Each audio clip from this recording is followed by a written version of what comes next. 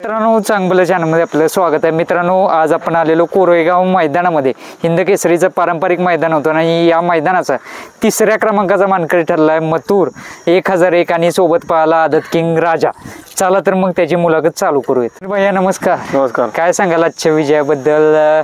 एक प्रेक्षकांची आवडती जोडी पाहिली, चांगली गाडी पळाली आणि कोरेगावचं मैदान म्हणजे पारंपरिक हिंद केसरी मैदान, ज्या मैदानाला खरं ओरिजिनल हिंद केसरीचा किताब आहे त्या कोरेगावच्या मैदानात मागच्या वर्षी 2024ला 3 नंबर केलं आणि ह्या वर्षी 2025ला 3 नंबर केलं। बर, एक प्रकारे मागच्या वर्षीच्या आठवणी ताज्या झाल्या का? कारण मागच्या वर्षी पण आदत वासरू होतं, पाकऱ्या होता आणि या वर्षी पण राजा होता। मागच्या वर्षी पण आदत घालूनच टॉपचा सेमी काढला उजव्याकडे आणि ह्या वर्षी पण आदत घालूनच टॉपचा सेमी काढला 2 नंबर तासावर। काय त्याचं टेक्निकच पळायचं वेगळं आहे, कारण आदत वासरांना घेऊन एक वेगळी शैली आहे त्याची पळण्याची म्हणावं लागेल। हा, तसं आदत कसलाही प्रकारचा त्रास होत नाही आदत वासरांना त्याच्याबरोबर पळायला, सांभाळूनच घेऊन पळतो, खेळ घेऊन बैल। हा, तरी एक प्रकारे दादा नाही येत आज, परंतु दादांचं आणि तुमचं काय संवाद झाला रात्री? काय रात्री आनंदित होते दादा? आनंदित होते। 2 वाजता दादांचा फोन आला की सकाळी लवकर जाऊन फेरा फक्त अर्ध्यातनं मारा,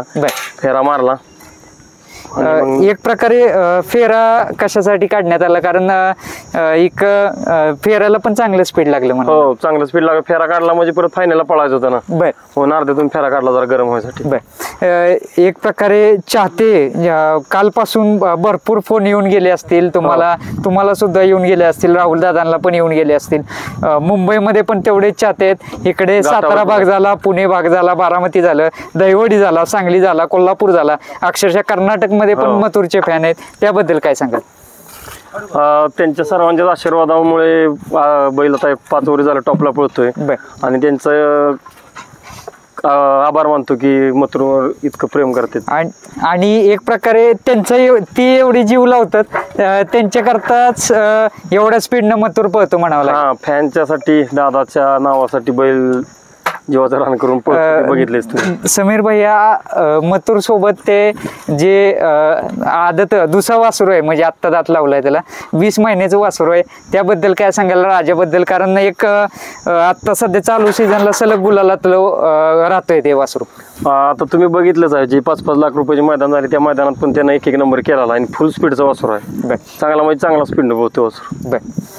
आता इथून पुढचं नियोजन कसं असणार मथुरचं? काय आता मुंबईला जाणार आहे बैल, बरं, नंतर एका तास चांगलं मोठं मैदान बघून नियोजन करणार आहे 100%। दादा, ज्यावेळेस मथुर वरती येतो घाटावरती, त्यानंतर तुमच्याकडे आल्यानंतर महाराष्ट्रामध्ये खूप जल्लोष केला जातो, सातारा पुणे त्याचे फॅन्स खूप आनंदित होतात। एकदा मथुर समीर भाई यांच्या गोठ्यावरती आला की आता आपल्याला चांगले असं सुंदर असं मैदान पाहायला मिळणार, त्याचा फळ पाहायला मिळणार आणि त्यातल्या त्यात राहुल दादा जर आला त्याच्या जोडीला मैदानामध्ये तर मग काय जल्लोष। काल राहुल दादाने एक गाडी फायनलला पात्र झाल्यानंतर चक्रीमध्ये बसून हात वरती केला आणि ते हात वर केल्यानंतर मैदानामध्ये एक मोठा जल्लोष झाला।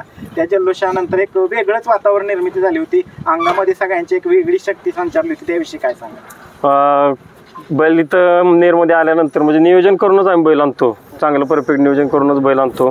पायरा पण चांगला, दादा, मी, शुभम, सगळी आमची टीम आहे, ती सगळ्यांचं चर्चा करून पायरा करतो आम्ही आणि जे चांगलं मैदान त्या मैदानात आणतो। दादा ज्या मैदानात असेल त्या मैदानात तर आणखीनच जल्लोष असतो। हा, कारण की फॅन पण इतके खुश असतात दादा आल्यानंतर, तू बघितलंच किती म्हणजे पब्लिक किती असते।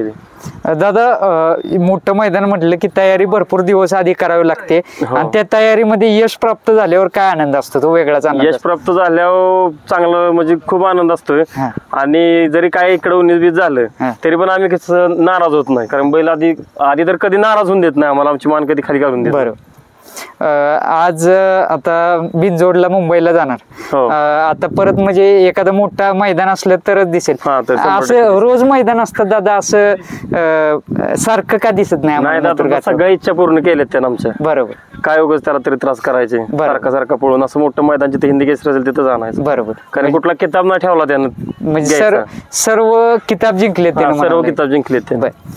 दादा, धन्यवाद आपला वेळ दिल्याबद्दल आणि नक्कीच टीमचं यश आहे म्हणावं लागेल तुमचे। धन्यवाद।